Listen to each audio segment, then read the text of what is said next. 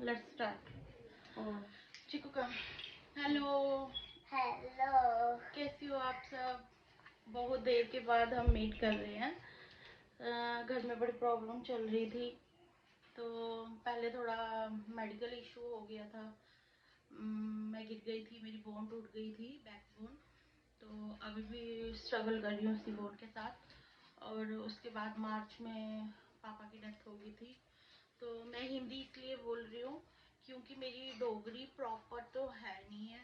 तो इसलिए कमेंट बहुत ही कुछ लोगों ने कमेंट बहुत ही बेहुदा किए, तो इसलिए मैं डोगरी बोलना छोड़ रही हूँ। बट बेस तो मेरा डोगरों का ही है ना। आगे तो अब कोशिश कर रही हूँ कि लेट्स स्टार्ट अगेन। तो एक तो छोटे बच्चे हैं, घर का काम होता है, आगे पीछे सारा मैनेज करना पड़ता है। तो अभी काम ख़त्म करके तो कीवी को सुला के तो मैंने सोचा चलो आज हम एक वीडियो शूट कर लेते हैं। तो अपने सिस्टर्स ब्रदर्स को बताते हैं कि अब हम आगे फिर से शुरू वीडियो करना चाहेंगे।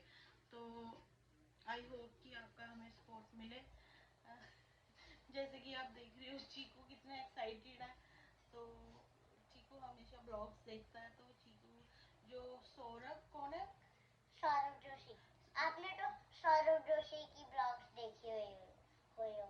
हाँ, तो यूट्यूब में सौरभ जोशी नाम के ब्लॉग्स जो करते हैं सौरभ जी, तो वो ये बहुत उसका बहुत बड़ा फैन है। तो एक्चुअली एक दिन ना बहुत रो रहा था कि दिल्ली मम्मा एक दिन के लिए दिल्ली चलो।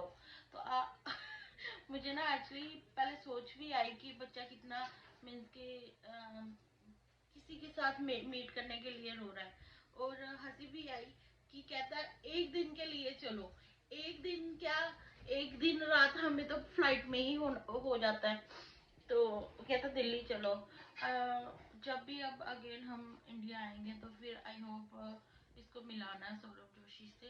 अगर सौरभ जोशी जी, अगर आप हमारी वीडियो ये देखोगे, मैं ये यूट्यूब में भी डालूंगी, तो प्लीज़ हमें कांटेक्ट करें, हमें मैसेज करें और अपना आप कहाँ पे रहते हो सौरभ जी? अगर आप ये वीडियो देख रहे हो, बस हमें कांटेक्ट करना।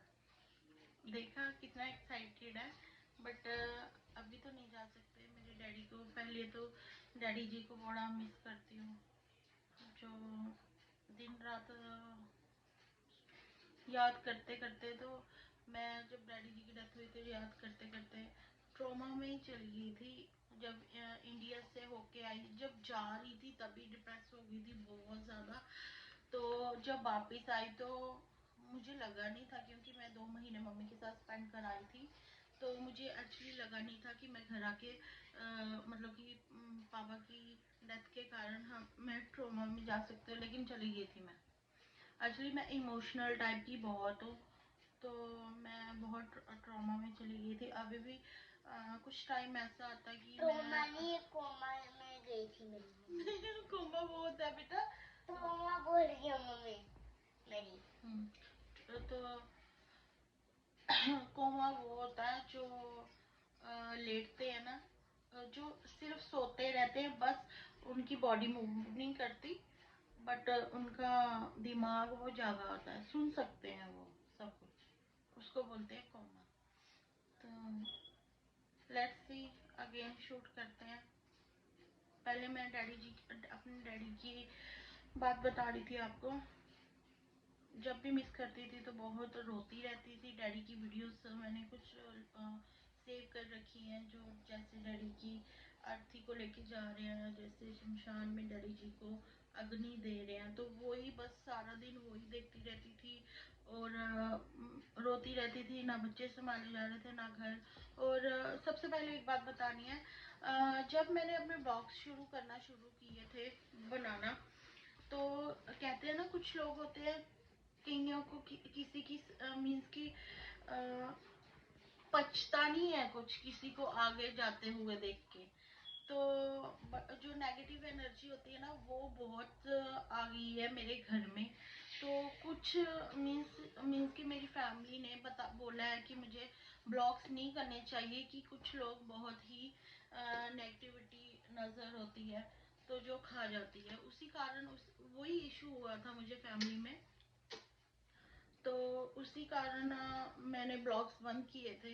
बट मैं सोच रही हूँ अगर मैं दुनिया से डर के घर में हम ये सब ना करें, अब जब हम बाहर जाते हैं काम करते हैं 24 घंटे यही सोचते रहेंगे यार वो ऐसे कर देगा हमें, वो ऐसे कर देगा।